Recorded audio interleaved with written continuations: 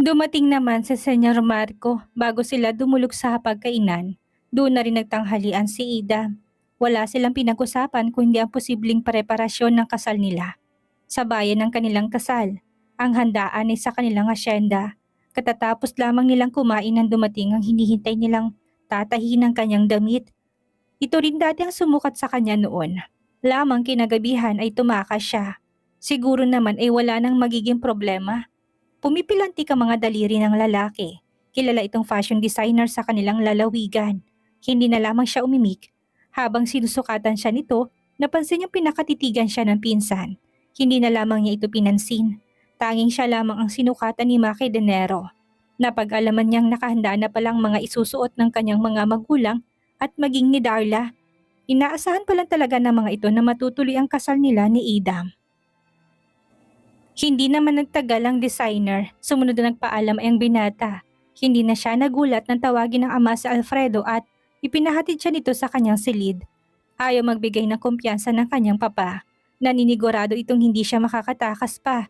Hindi na lamang niya kinontra ang pagdududa nito sa pagpayag niyang makasal kay Adam. Pagkapasok sa kanyang kwarto, naisip niya si Kent. Bakit si Kent? Hindi ba't dapat ay si Kurt ang iisipin niya? Hindi ang ama ng anak. She lamely shook her head. Kamusta na kaya ang kanyang anak? Ano kayang iniisip ni Kent tungkol sa biglaan niyang pagkawala? Malakas ang kanyang kutob na walang kaalam-alam si Julie na pinawersa siya. Iniisip ba ni Kent na inabandona niya si Kurt? Nahigit niyang paghinga. Bigla siyang may naalala. Sabi ni Alfredo na may nagturo sa kinaroroonan niya. Kaya natuntun siya.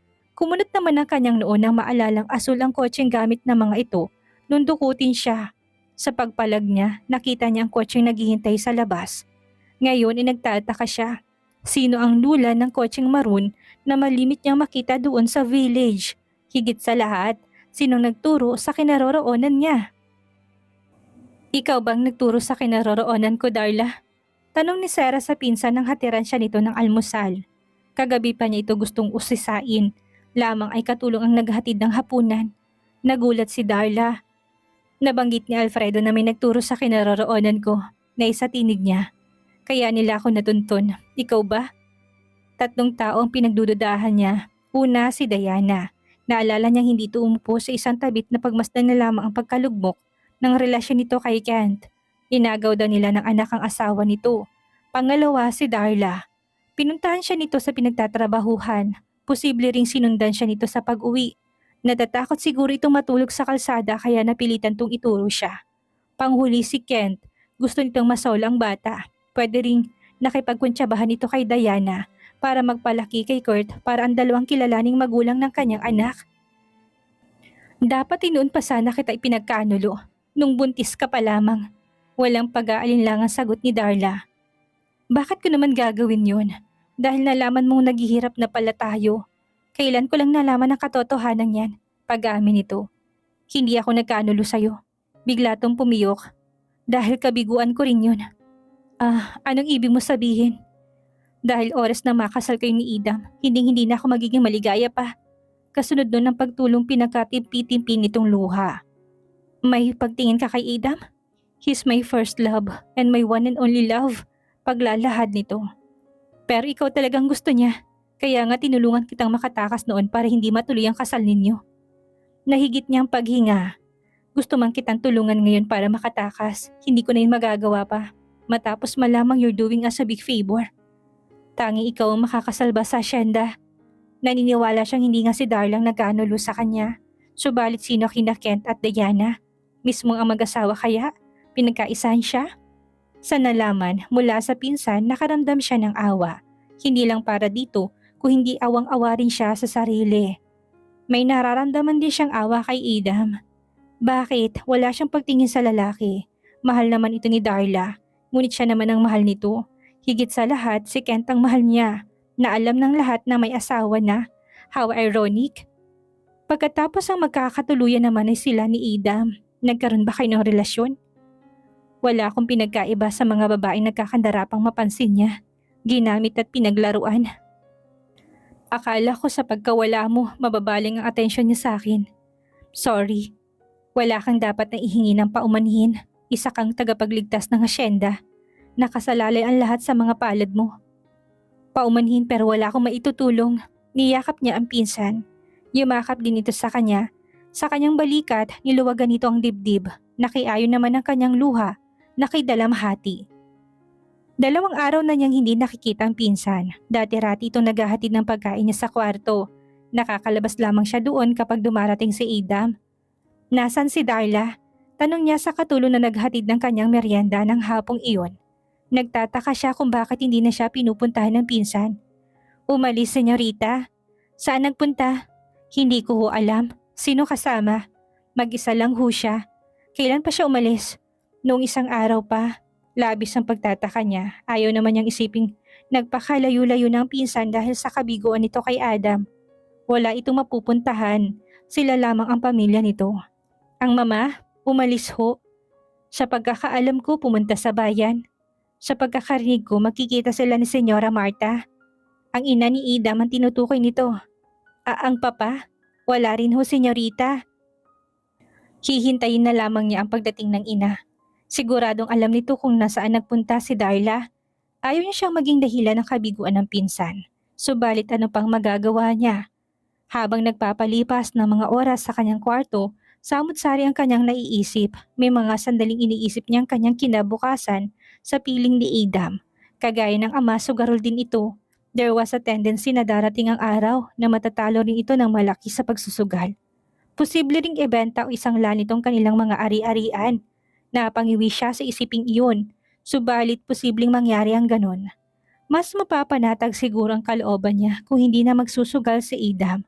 Magiging maligaya kaya siya sa piling nito? Nangako si Adam na paliligayahin siya nito. Kailangan ba niyang asahan yon? Magtatagal kaya ang kanilang pagsasama gayong hindi naman sila pinagbuklod ng pag-ibig? Dapat na ba niyang ihanda ang sarili sa nakatakda nilang paghihiwalay ng landas ni Adam? Pero kailangan bang yun kaagad ang kanyang isipin gayong hindi pa sila ikinakasal? Ilang araw na lang, haharap na sila sa pari. Iyon ang araw na tinatakan niya ng pula sa isipan. Nasa dibdib niya ang pagtutol sa nakatakda, ang pagiging Mrs. Adam Bustamante. Ang araw ng aking kamatayan. Sumunod na umaga pa sila nakita ng ina. Ito ang nagdala ng kanyang almusal. Pagkalapag ng ginang na tray sa mesa, tinanong niya ito tungkol kay Darla. What about her, iha? Wala raw siya, umalis. Siya nagpunta sa Cebu pero wag kang mag-alala, she'll be back tomorrow. Nag-apply kasi siya doon ng trabaho. Baka nakakalimutan mo siyang yung maid of honor. Bakit dito sa ating bayan? She's considering that notion actually. Lamang isang German company na nagpadala sa kanya ng sulat noon. Matagal na nga siyang hinihintay. Nitong huli lang siya nakapagdesisyon. Alam niya kung anong nagtulak sa pinsan para tanggapin ang tinutukoy na trabaho ng mama niya. Sana nga ay welcome pa siya doon, pahabol ng ginang. Pero bago siya umalis, tumawag muna siya. Lamang hindi niya nakausap mismo yung manager. Ganun pa man, umalis pa rin siya. Tapos sa pag-aaral si Darla, samantalang 3rd year lamang sa kolehiyong naabot niya. Darating nga kaya bukas ang pinsan? Sa makalawa ng kasal nila ni Adam. Sa nakikita niya ngayon, wala nang hadlang sa paghaharap nila ni Adam sa pari. Higit sa lahat, nakapagdesisyon na siyang pakasal sa lalaki. Masarap ang almusal niya, subalit hindi niya yun malasahan. Wala siyang panlasa. Aminado siyang epekto yun ng matinding pagtanggi ng pusong magpapakasal siya sa lalaking hindi niya mahal. Sa kaguluhan ng puso, mas nanaisin pa niyang maging kerida ni Kent kaysa maging asawa ni Adam. But she was already committed. Kailangan niyang iligtas ang kabuhayan ng pamilya. Sabi nila ay ngayon uuwi si Darla, ang mama niyang naghatid sa kanya ng hapunan. Bakit hindi siya dumating, ma? Nag-aalala siya para sa pinsan. Baka kung anong isipin nitong gawin. Ang taong bigo ay madaling makapag-isip ng paraan para matakasan ang hapdi ng damdamin. Ngumiti si Senyora Adelaida. Actually, katatawag lang niya. Kung hindi bukas, mismo sa araw ng kasal ninyo ni Adam siya darating. Ibinalita niyang tanggap na siya sa trabaho. She doubted it. Mabuti naman kung ganon. Sige na, iha, kumain ka na. Kumain na ba kayo? Iba naman ang interpretasyon niya ng ginang. Nanigurado lamang ang papa mo. Ayaw niyo muling mapahiya. Sana ay nauunawaan mo kami. Minabuti niyang wag nang umimik. Kumain siya. Minasdan naman itong bawat subo niya. Hanggang ngayon, pilit pa rin niyang iniisip kung tama bang magalit siya sa ama. kung dapat niya ba itong unawain. Magiging mabuting asawa sa'yo si Adam, iha. Isa rin siyang sugarolma. Walang maisagot ang ginang. Sige, maiwan na muna kita. Good night. Nang muling mapagsolo, napatitig siya sa nakabukas na bintana. Kadiliman ang nakikita niya. Ganun din kadilim ang mararanasan niya sa piling ni Adam. Sa ngayon, nakatutok ang isipan niya sa pagbawi nila kay Kurt. Kailangang makuha nilang kanyang anak. Ipaglalaban niya ang pagiging ina. Nagpakawala siya ng malalim na paghinga. 2 tulog na lang at ikakasal na siya. Sa ngayon, tanggap na niya ang katotohanan iyon. Wala na kasi siyang magagawa pa. Kent Limhuko, masyado namang unfair na lagi niya itong naiisip. Duda nga niya hindi siya sumasagi sa isipan nito. Malakas ang kanyang kutob na may kinalaman ito sa pagkabalik niya sa asyenda. Sa muling paghaharap nila ni Kent, magtutuos sila. Kukunin niya dito si Kurt, walang pwedeng kumestyon sa kakayahan niya para palakihin ang kanyang anak. Bisperas ng kasal nang muli siyang makalabas ng silid, subalit liban kay Adam, alertong tauhan ng kanyang ama, hindi siya hinahayaang mag-isa. Kagaya ng kanyang inaasahan, hindi umuwi si Darla. Malakas din ang kanyang kutob na hindi ito darating bukas para saksihan ang kasal nila ng lalaking mahal nito. Araw din iyon ang kabiguan ng pinsan. Sa kanilang tahanan ng sentro ng kasiyahan ng gabing iyon, naroon ang pamilya ni Adam, ang mga malalapit na kaibigan, maging ang mga kaibigan ng pamilya nila. Lahat ng mga bisita pinakiharapan niya ng maayos. Nasa tabi niya si Adam, masayang masaya. Pilit man, hinahayaan niyang nakapagkitang ngiti sa kanyang mga labi. Eksaktong 12:00 ng hating gabi nang tapusin ang kasiyahan. Bukas ng 4:00 ng hapon ang seremonya ng kasal. It was the longest night of her life.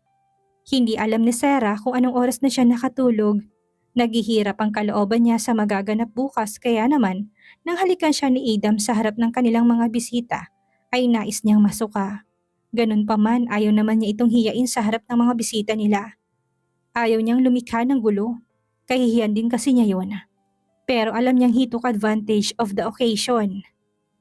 Nagising siya dakong 11:00 ng umaga. Sa pagkakataong iyon, hindi na nakandado ang kanyang silid. Malayo na siyang makakalabas, subalit hindi siya lumabas.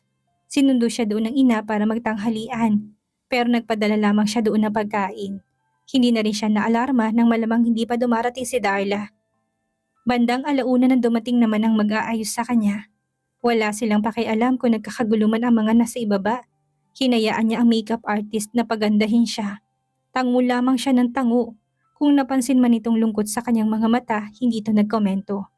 But from somewhere, may narinig siyang palahaw ng sanggol.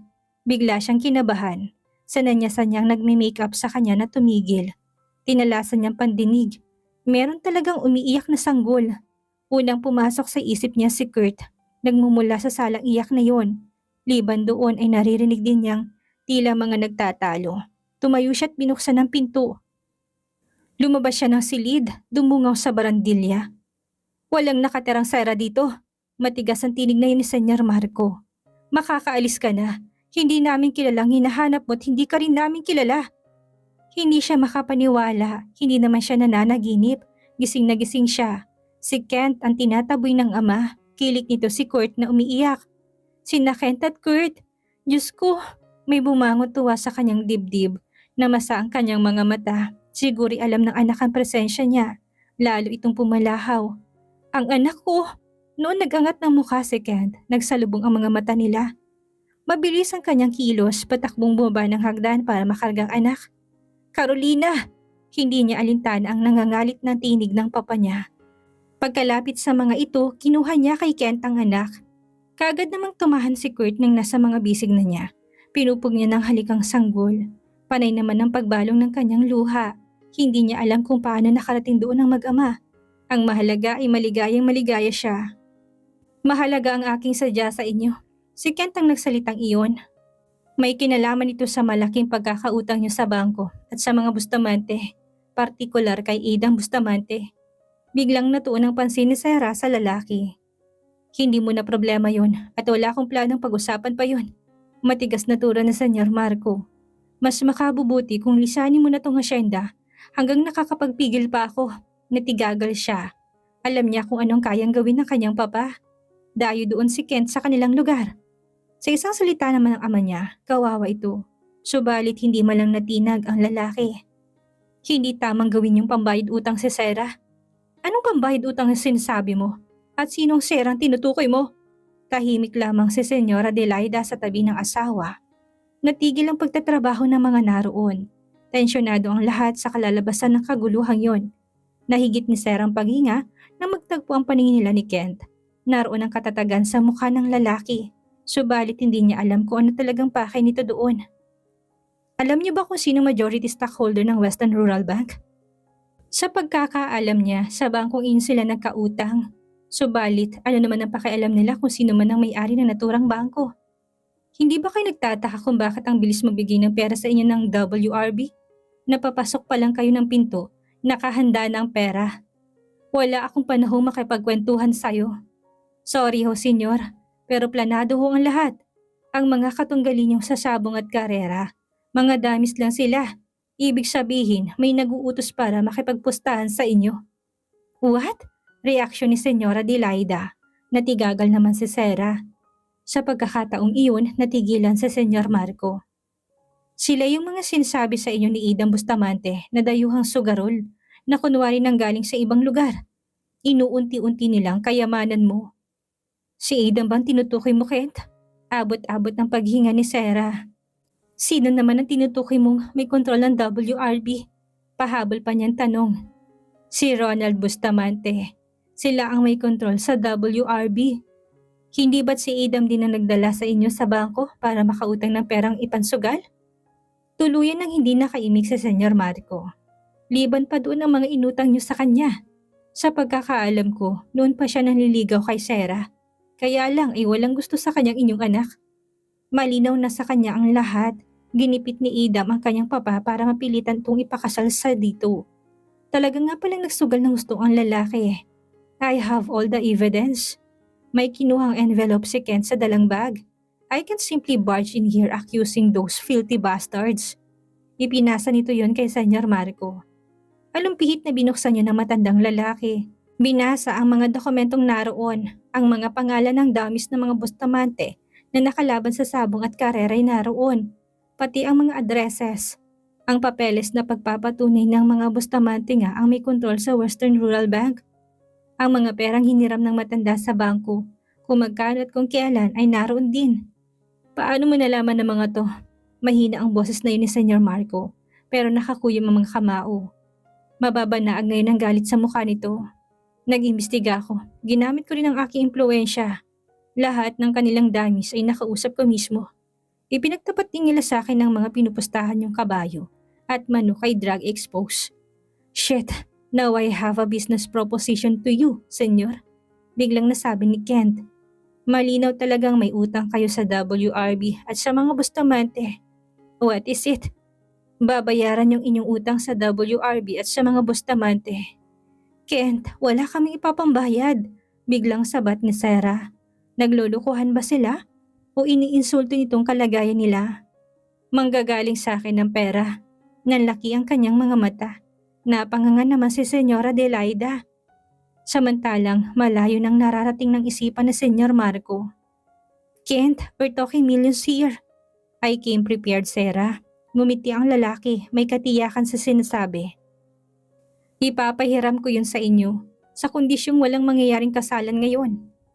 Siyempre may iba ka pang dahilan, nagsalita si Senyora Adelaida. Hindi ka tutungo dito para lang huwag matuloy ang kasal nila Carolina at Idam. Gusto ko lang linawin na hindi ko minamalit ang inyong pamilya. Mas mainam kung tanggapin na lang natin ang katotohanan. Lahat naman tayo mayroong ups and downs. Natuunang kanilang pansin kay Senyor Marco na napaupo sa sofa. Bagsak ang mga balikat, makikita sa mukha nitong pinaghalong kabiguan at galit. Liban sa kaligayahan ni Sarah ang nakataya. Nakataya rin ditong kaligayahan namin ng anak ko. Senyora, senyor, formal kong hihingin sa inyong kamay ng inyong anak. Kent, you're married. Si Senyora Adelaida ang nagsatinig nun. Alam yun ang lahat, hindi ka na pwedeng magpakasal pa. Yun ay kung plano mong gawing kirida ang aming anak. I was married, 10 days na ho akong divorce sa aking napangasawa. Nakakasal lamang ako kay Diana dahil sa aking mga magulang. Hindi ko siya mahal. Ang tindi ng tambol ng dibdib ni Sarah nang muli siya ngitian ni Kent. Sinasabi mo bang akong mahal mo? Subalit hindi niya naisatinig iyon sa pag-apaw na kaligayahan sa kanyang puso. Kent, lumapit to sa kanya. Una nitong hinalikan ang kilik niyang sanggol. Sumunod nun, siya naman ang masuyo nitong hinalikan. Nangatog naman ang mga tuhod niya. Ang eksena namang iyon ang nagpasukan ni Adam. Anong ibig sabihin nito? Malalaki ang hakbang na lalaki palapit sa kanila. Masama ang tingin pinukol nito kay Kent. Anong ginagawa mo dito? Ang sumunod na pangyayaring hindi nila inaasahan. Tumayo si Senyor Marco at binigyan ng suntok si Adam. Ikinabagsak nito sa sahig. Walang hiya ka! Mandarambong! Ako pang kinalaban mo? Umalis ka dito sa pamamahay ko. Walang mangyayaring kasalan. Magkikita tayo sa korte. Meron akong katibayan na magpapawalang bisa sa obligasyon ko sa inyo. Hindi mo alam kung sinong tinatakot mo. Nakatayo na si Adam. Sisiguraduhin kong matutulog kayo sa kalsada 10 ng pamilya mo. Tumingin ito kay Sarah. And you, hindi lang ikaw ang babae sa mundo. Kung bigla man itong sumulpot doon, ganun din kabilis itong naglaho. Sa pagkakataong iyon, bumangon ang paghanga at respeto ni Sarah sa ama. Napatingin siya sa anak na uminato. Kasunod nun ng paghikab. Napatingin siya sa ina, tinanguan siya nito. Nakita nitong paghikab ng apo. Kent, dito lang muna ako. Iniwan niya ang 3 doon sa sala.